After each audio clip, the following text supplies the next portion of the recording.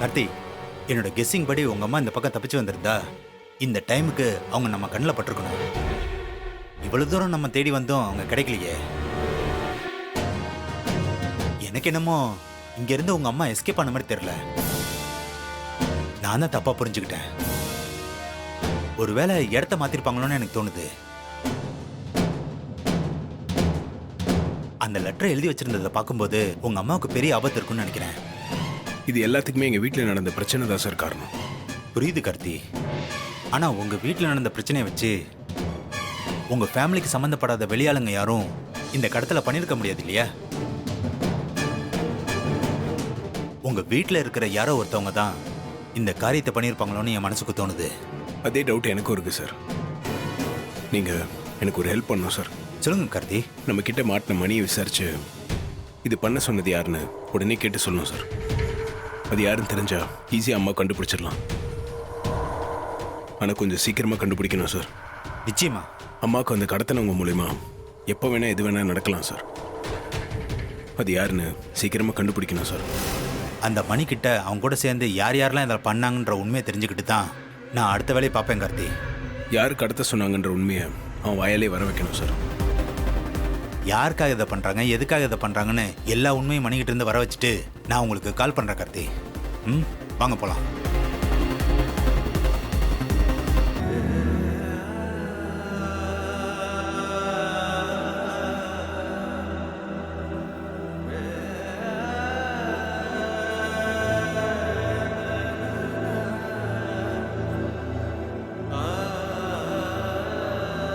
அப்பா, ஏதாவது சாப்பிட்டீங்களா?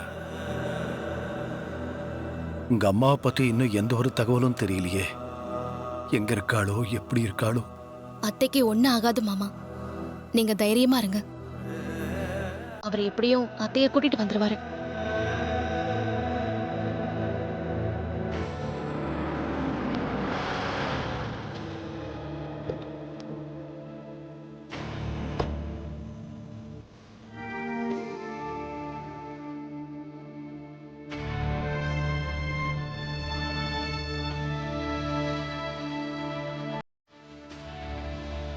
கார்த்தி, அம்மாவை பத்தி ஏதாவது விஷயம் தெரிஞ்சுதா?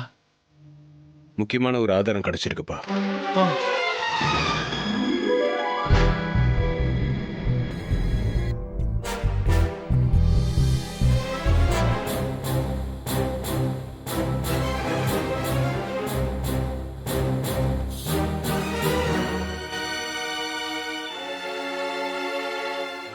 ஐயோ, எதுக்கு இப்படி நம்மள சுட்டரிக்கிற மாதிரி பாக்குறான்? அப்படி என்ன முக்கியமான ஆதாரத்தை கண்டுபிடிச்சிருக்கான்? என்ன ஆதாரம் கார்த்தி? அம்மா இருக்க இடம் தெரிஞ்சுதா?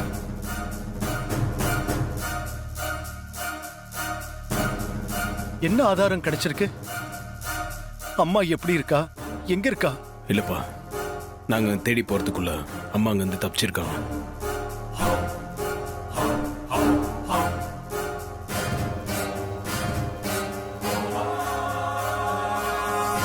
என்னது, தப்பிச்சிட்டாளா? அப்படின்னா வீட்டுக்கு வந்துருவாளா? தெரியலையப்பா, கன்ஃபார்மா சொல்ல முடியல. என்னங்க சொல்றீங்க? அத்தை திருப்பி அவங்க கிட்ட மாட்டிக்கிட்டாங்கன்னா என்ன ஆகுறது? அப்படிலாம் எதுவும் ஆகாதுங்க. ஆமா, யார் அவங்க? எதுக்காக அம்மாவை கடத்தி வச்சிருக்காங்க? தெரியலப்பா, ஆனா அம்மா ஏதோ பிரச்சனையில மாட்டிருக்காங்க மட்டும் தெரியுது. என்ன சொல்ற கார்த்தி? ஆமாப்பா, வீட்டில் நடந்த சொத்து பிரச்சனையில அவங்க அப்செட் ஆகி தான் வீட்டை விட்டே போனாங்க.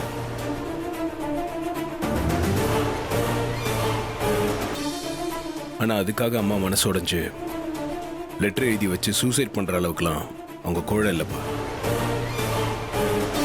யாரோ சில பேர் அந்த மாதிரி டிராமா கிரியேட் பண்ணிட்டு இருக்காங்க.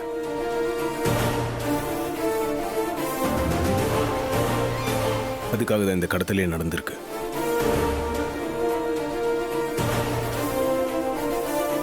என்ன கார்த்தி சொல்ற? என்னென்னமோ சொல்ற.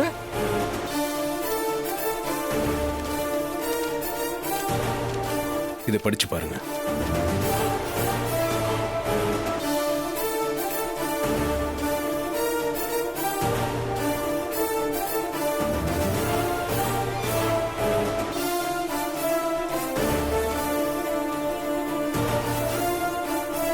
சத்தியமா இதை உங்க அம்மா எழுதல.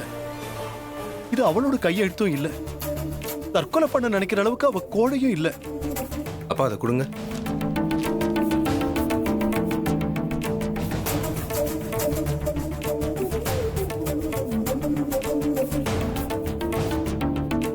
நம்ம வீட்டு பிரச்சனையை தெரிஞ்சுக்கிட்டு வெளியே இருக்கிற யாரோ ஒருத்தங்க இந்த விஷயத்த பண்றாங்கன்னு சொன்னா சத்தியமா என்னால ஏத்துக்க முடியாது.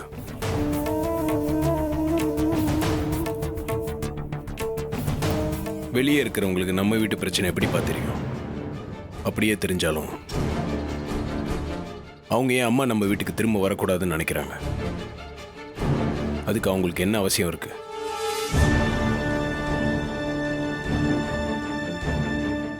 அதனால யாருக்கு அவசியம் இருக்கோ அவங்க தான் இதை பண்ணியிருக்கணும். என்ன கார்த்திக், என்னையே அப்படி பாக்குறீங்க? இது சரியில்லை. நான் எதுக்கு சம்மந்தி அம்மா திரும்ப வீட்டுக்கு வரக்கூடாதுன்னு நினைக்க போறேன்? அதுவும் இல்லாம நான் என்ன சம்மந்தி அம்மாவை கொலை பண்ண நினைக்கிற அளவுக்கு ஈவு இறக்கம் இல்லாத கல் நெஞ்சுக்காரியா? நான் உங்களை எதுவுமே சொல்லியே. நீங்களா எதுக்கு வந்து விளக்கம் கொடுக்குறீங்க?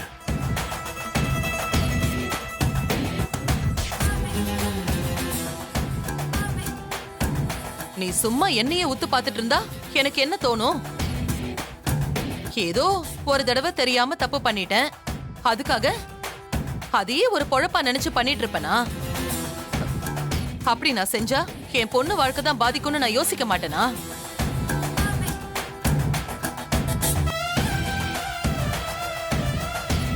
இன்னும் சொல்ல போனா சம்மந்தி அம்மா எங்களோட அந்தஸ்துக்கு சமமா இருந்ததுனாலதான் என் பொண்ணை இந்த வீட்லயே கட்டி கொடுத்தேன். அதை யாரும் மறந்துடாதீங்க.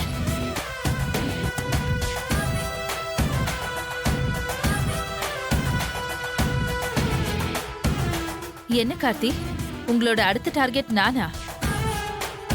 உங்களுக்கு உங்க அம்மா மேல இருக்கிற பாசத்தை விட எனக்கு என் அத்தை மேல இருக்கிற பாசம் அதிகம். அதனாலதான் அந்த உரிமையில தான் எந்த விஷயமா இருந்தாலும் அவங்க கிட்ட பட்டு படார்னு கேள்வி கேட்கிற மருமகளா இருக்கேன். அவங்க எனக்கு இன்னொரு அம்மா மாதிரி.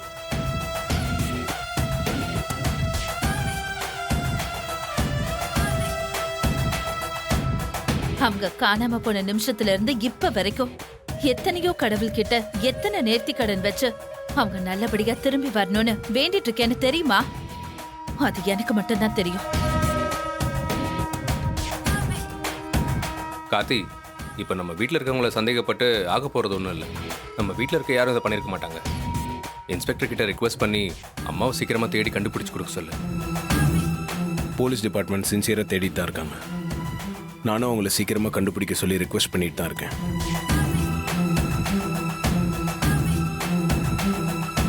அருணா நான் சொல்கிற மாதிரி என்னால் இது ஈஸியாக எடுத்துக்க முடியல. என் மைண்டில் கன்ஃபார்மாக தோணுது, இந்த வீட்டில் இருக்கிற யாரோ ஒருத்தங்க தான் இதை பண்ணியிருக்காங்க.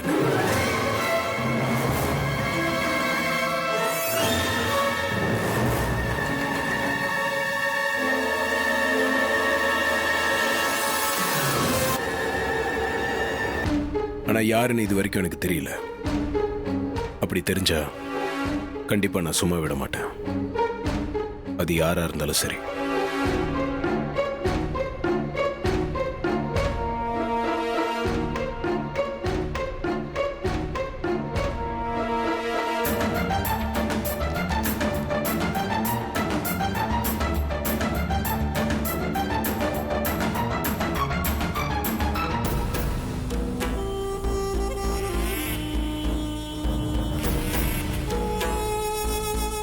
நீங்க சொன்னதுனாலதான் எனக்கு இந்த வீட்டு மருமகன்னு அங்கீகாரம் கிடைக்கணும்னு நம்பி எல்லாத்துக்கும் உடன்பட்டு இருக்கேன். ஆனா இப்போ எனக்கு ரொம்ப பயமா இருக்கு. அத்தை வேற நம்ம ஆளுங்க கிட்ட இருந்து தப்பிச்சு போயிட்டாங்க. இந்த நேரம் பார்த்து நீங்க ப்ரிப்பேர் பண்ண லெட்டர் வேற கார்த்திக் கையில கிடைச்சிருக்கு. இந்த விஷயம் ஓபன் ஆயிட்டா கார்த்திக் நம்மள சும்மா விட மாட்டான். எனக்கு இப்போ கண்ணை கட்டி காட்டுல விட்ட மாதிரி இருக்கு. நான் தெரியாம தான் கேக்குறேன், உன்னோட மனதைரியம் இவ்வளவுதானா? கார்த்திய நீ இப்பதானே பாக்குற? நான் ரொம்ப வருஷமா பாத்துட்டு இருக்கேன். அவனால சும்மாவே இருக்க முடியாது. அவனை பெரிய புத்திசாலி நிரூபிக்க இப்படி ஏதாச்சும் ஒரு ஏடா கூட பண்ணிக்கிட்டே தான் இருப்பான். இதெல்லாம் மனசுல போட்டுக்கிட்டு கன்ஃபியூஸ் ஆயிக்காத. கார்த்தியை எப்படி சமாளிச்சு வழிக்கு கொண்டு வரணும்னு எனக்கு நல்லா தெரியும். நமக்கு கிடைச்சிருக்கிற இந்த நல்ல சான்ஸை மிஸ் பண்ணோம்னா நம்மளை விட பெரிய முட்டாளுங்க வேற யாரும் இருக்க மாட்டாங்க. இன்னொரு தடவை அத்தை இப்படி தானாவே வீட்டை விட்டு காணாம போவாங்கன்னு நம்ம எதிர்பார்க்க முடியாது. இப்ப கிடைச்ச இந்த வாய்ப்பை நமக்கு சாதகமா பயன்படுத்தி காட்டுறது தான் நம்ம புத்திசாலித்தனமும் இருக்கு, எதிர்காலமும் இருக்கு. அதை புரிஞ்சுக்கிட்டு மனசை தளர விடாம தைரியமா இரு.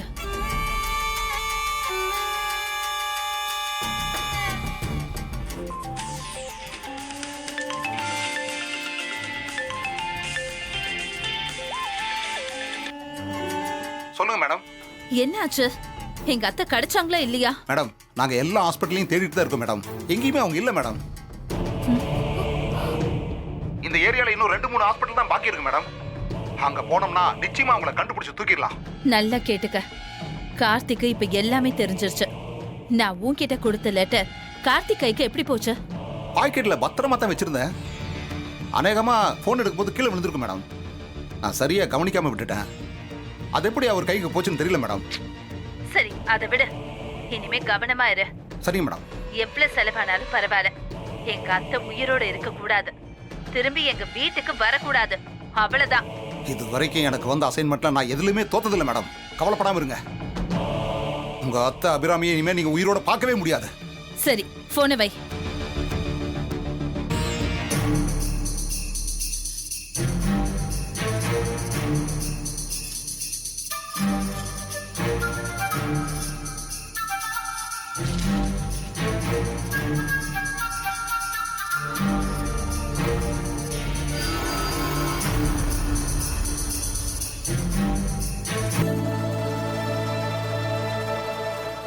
வருத்தப்படாதீங்க, அத்தைக்கு எதுவும் ஆகாது. கடவுள் இருக்காருங்க, அவர் எப்படியாவது அத்தையை காப்பாத்தி கூட்டிட்டு வந்துருவாரு. அந்த லெட்டர் வச்சு பார்க்குறப்ப எனக்கு ஐஸ்வர்யா அணி மேலேயும் அவங்க அம்மா மேலேயும் தான் சந்தேகமா இருக்கு.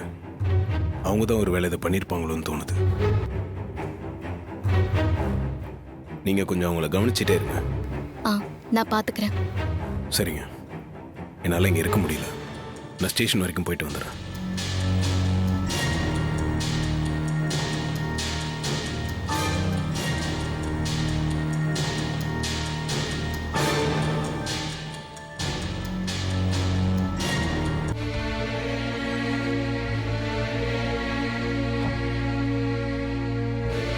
டாக்டர், பேஷண்டோட report.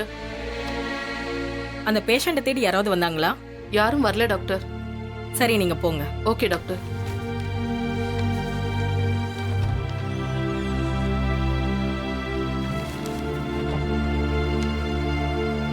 B positive blood group. இதே பிளட் குரூப்ல தான் டோனர் வேணும்னு கேட்டாங்க.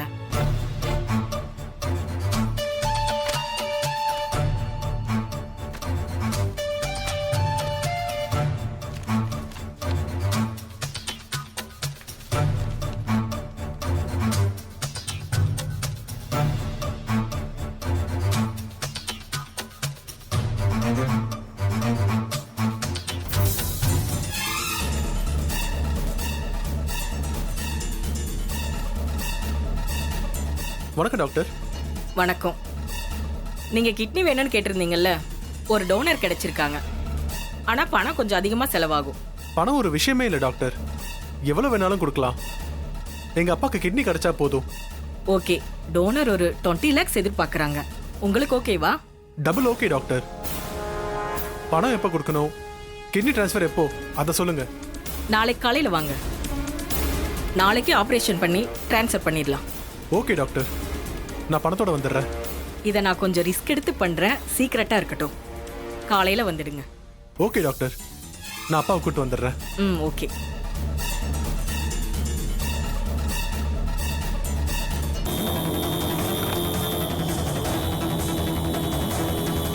நர்ஸை வர சொல்லுங்க.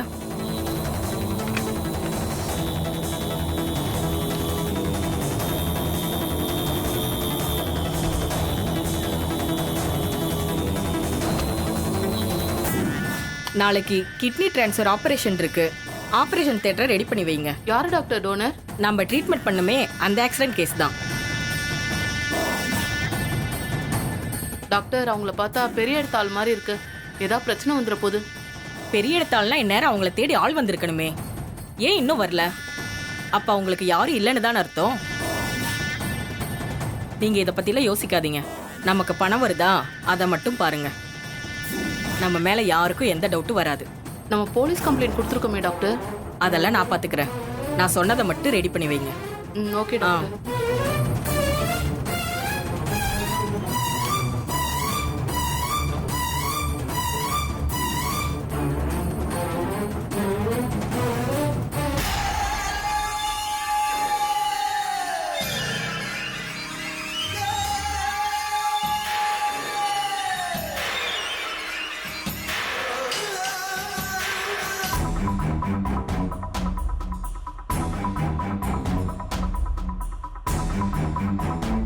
நான் தான் சொன்னேன்ல, அந்த மேக்கப் ஆண்டியும் 5 பைசா மூஞ்சி ஐஸ்வர்யாவும் தான் ஏதாவது பண்ணிருப்பாங்கன்னு.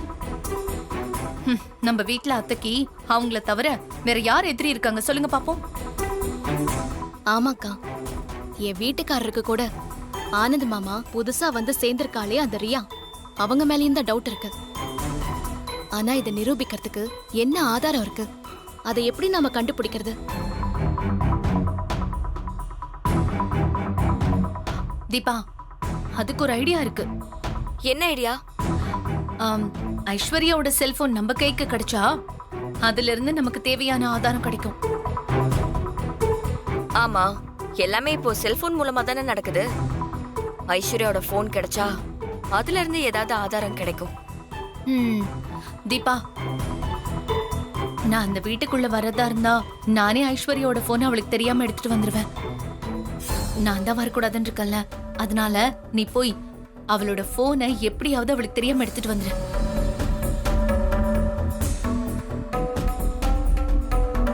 யோசிக்காத தீபா, ஒரு நல்ல விஷயத்துக்கு தப்பு பண்ணலாம், அதுல தப்பே இல்ல. சொத்து பிரிக்க சொன்னதுக்கு அத்தை அவளை அடிச்சாங்கல்ல, அத மனசுல வச்சுக்கிட்டு தான் கண்டிப்பா ஐஸ்வர்யாவும் அவங்க அம்மாவும் சேர்ந்து ஏதாவது பண்ணிருப்பாங்க. உன் விஷயத்துல செல்போன் வச்சு தானே கார்த்தி உண்மையை கண்டுபிடிச்சாரு.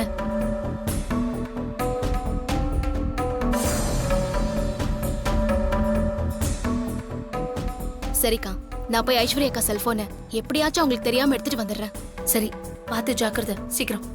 சரிக்கா.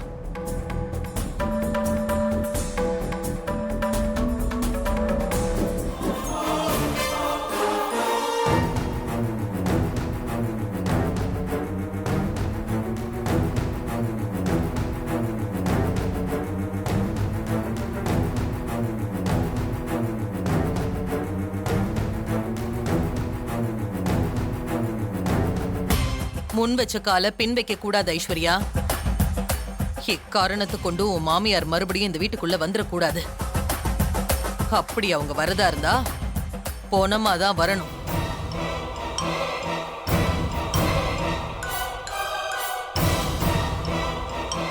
நாம பேசினதை இவ கேட்டிருப்பாளோ? என்ன? ஒன்னும் இல்ல, சும்மாதான் வந்தேன்.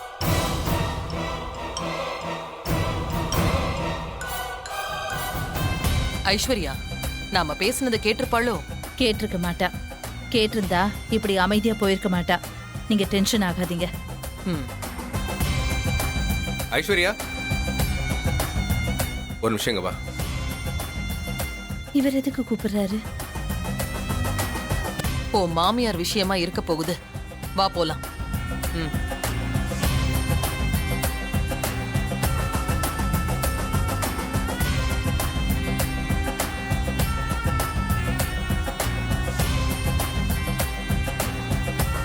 ஐஸ்வர்யா அக்கா போனை கையில எடுத்துட்டு போல, கண்டிப்பா ரூம்ல தான் வச்சிருப்பாங்க.